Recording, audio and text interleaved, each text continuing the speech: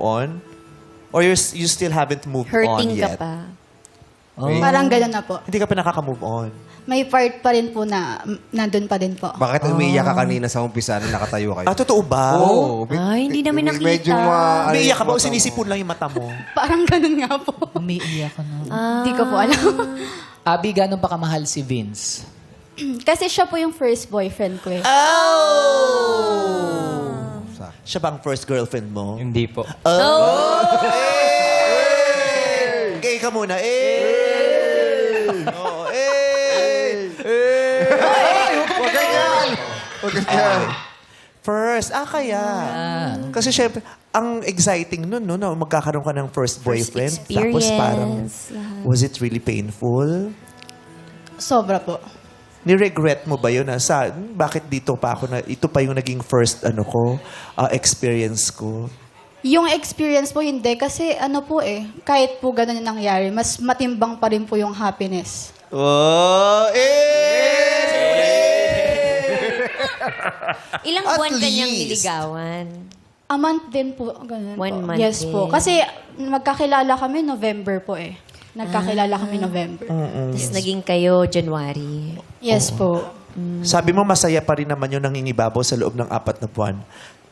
Parang ang hirap isipin na, ano kaya yung pinakamasayang inabot nung 4 months sa inyo?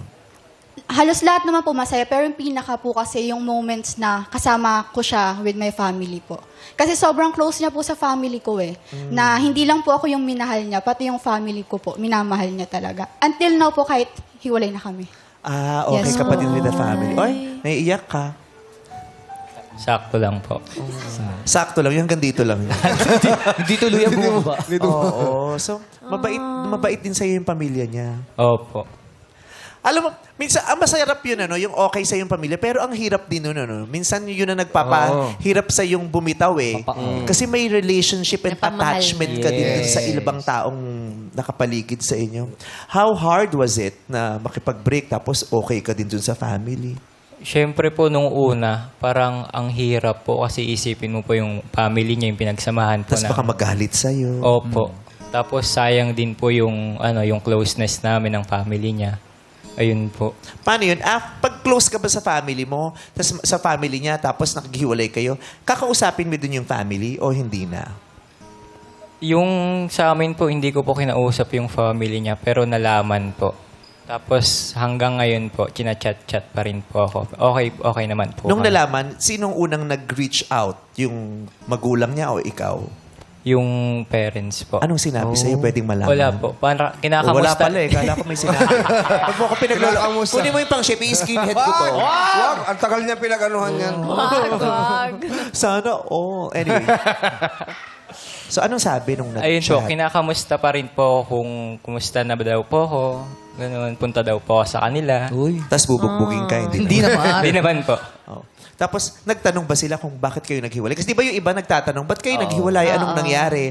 Ang mahirap nun, di ba yung mag-e-explain ka na dun sa jowa mo bago kayo maghiwalay, mag-e-explain ka pa dun sa ibang magtatanong. Yes.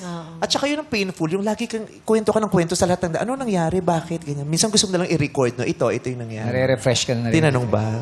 Buti po hindi po tinatanong sa akin. Parang respect na po siguro nila sa pinagsamahan namin o kaya sa nararamdaman po namin.